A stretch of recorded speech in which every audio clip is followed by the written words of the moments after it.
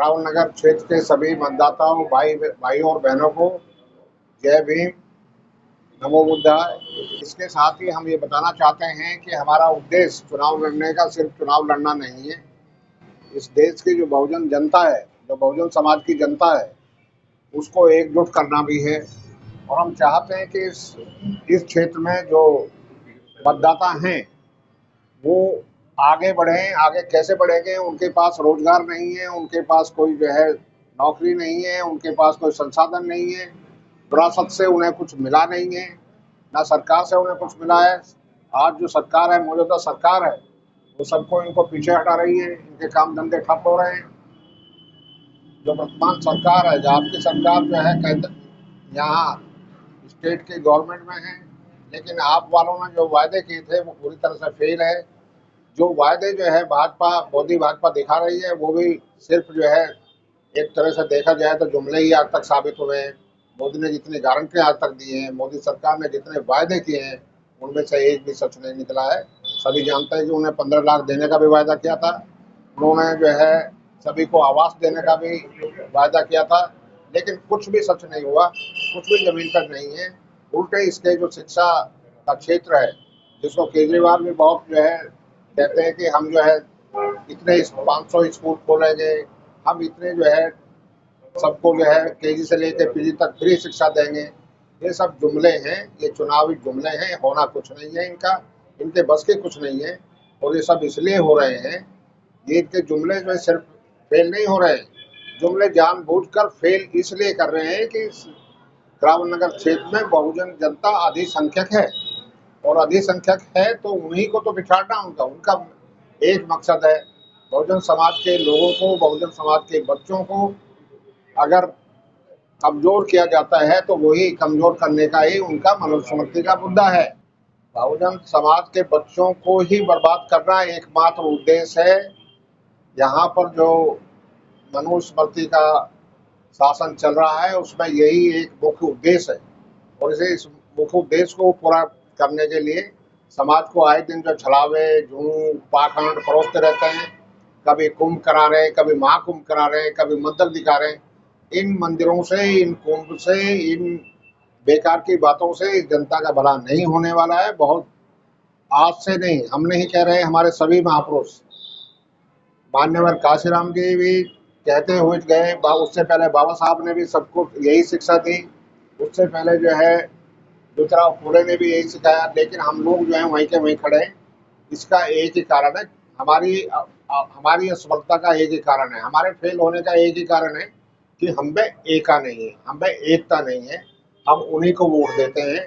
और यहाँ मैं ये भी कहना चाहूँगा कि आप लोग जो यहाँ गरीब जनता है, बाहर से आए हुए लोग हैं, प्रवासी लोगों की संख्या अधिक है, वो यहाँ इसलिए बाहर से आए थे ताकि यहाँ पर उनको जो है रोजगार मिले, रोजगार मिलने के बाद वो सशक्त बने, उनके आर्थिक हालात अच्छे हों। लेकिन यहाँ आकर भी उनके आर्थिक हालात अच्छे नहीं हुए हैं, और वो इस कदर जो है निचोड़े जा रहे हैं कि उनके पास कुछ बचता नहीं है। रात दिन मेहनत करके जो है, महिला और पुरुष दोनों मेहनत करते हैं, तब भी उनका पूर्ति नहीं हो रही है। ये सपना जो है बाबा साहब का नहीं था, हमारे महापुरुषों का नहीं था। वो सभी को समान देखना चाहते थे और सभी को रोजगार दिलाना चाहते थे। बस इतना ही मैं कहूँगा कि हम यही चाहते हैं, हम और हमारी पार्टी यही चाहती है कि सब लोगों को बराबर के अधिकार मिले, बराबर के जो है सभी के पास रोजगार हो, वो अपने को संपन्न बना सके और अपनी आने वाली पीढ़ियों को सशक्त कर सके। हम सभी जो है, हम सभी बहुजन समाज के लोग हैं, और बहुजन समाज का हिस्सा राजनीति में हम सुरक्षित करना चाहते हैं।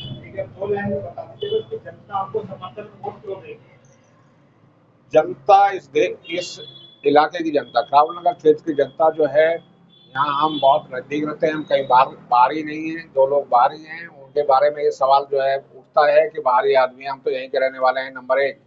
नंबर दो जो है, इतना सशक्त, इतना उच्च शिक्षित और बहुजन समाज का कैंडिडेट जनरल सीट से इलेक्शन लड़ रहा है, वो एक बहुत बड़ी उपलब्धि है इस क्षेत्र की जनता की, कि वो उनको मौका मिला है कि सभी मिल के आपस में एकता का भाव रख के, समता का भाव रख के वो इस क्षेत्र से अपने बहुजन समाज के कैंडिडेट को जिताएं। ये बहुत बड़ी उपलब्धि है। और मैं तो यहाँ तक कहता हूँ कि सभी बहुजन समाज के सभी लोग, जिनको शेड्यूल कास्ट शेड्यूल ट्राइब कहते हैं, अति पिछड़े समाज कहते हैं, वो उनके समाज के लोग सभी जनरल सीटों पर भी इलेक्शन लड़ें। अगर हम वो सीटें खुली छोड़ते हैं ब्राह्मणवादियों के लिए या मनुवादियों के लिए, तो उससे हमको नुकसान होता है। लोग इसका आंकलन सही से नहीं कर रहे हैं, पर मैं बता रहा हूँ कि साइंटिफिकली एनालिसिस में हमारा नुकसान होता है। मुझको बिल्कुल जीत नजर आ रही है, क्योंकि संख्या तो हमारी भारी है। और जीत जो है हमेशा जो है, क्योंकि डेमोक्रेसी है, यहाँ लोगों को तोला नहीं जाता है, गिना जाता है। गिनती में हम ज्यादा हैं। ये नहीं देखा जाता है कि किसी के पास जो है 20 अरब का प्रॉपर्टी है या 50 अरब का प्रॉपर्टी है, ये नहीं देखा जाता। एक वोट की एक ही कीमत है और एक वोट की एक ही वैल्यू है। तो इसमें तो सभी समान हैं, चाहे राजा है या रंक है। तो इसलिए हमको पूरा भरोसा है, अगर बहुजन जनता अपना फैसला जो है अपने अपने इरादे के साथ जो है सोचे कि हमें नुकसान कहाँ हो रहा है, हम सिर्फ वोट देने के लिए बने हैं क्या?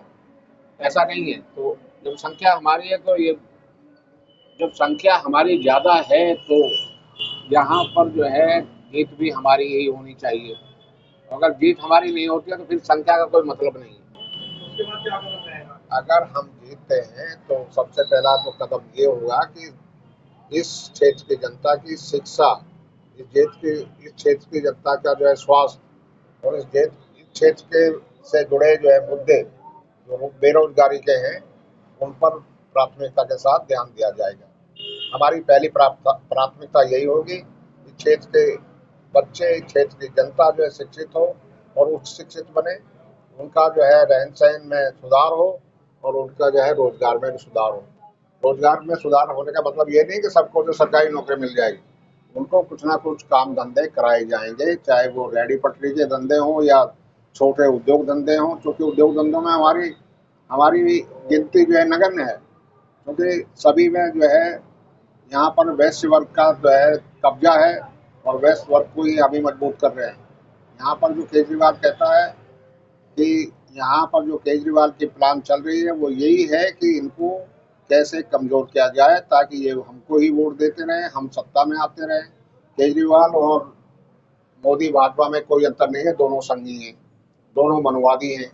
दोनों जो है एक ही, दोनों का उद्देश्य है कि बहुजन समाज की जनता को कैसे कमजोर किया जाए, कैसे इनको बच्चों को बर्बाद किया जाए और कैसे इनकी सेहत खराब की जाए, उसी में वो काम कर रहे हैं। उनका जो है मनोस्मृति में यही सिद्धांत है, मनोस्मृति पे ही वो चलते हैं, जिसमें यही बताया गया है कि आप ऐसा करो, कम से कम जो लोगों को रोजगार मिले, कम से कम ये संपन्न हो, तभी तो ये हमारे पास आएंगे।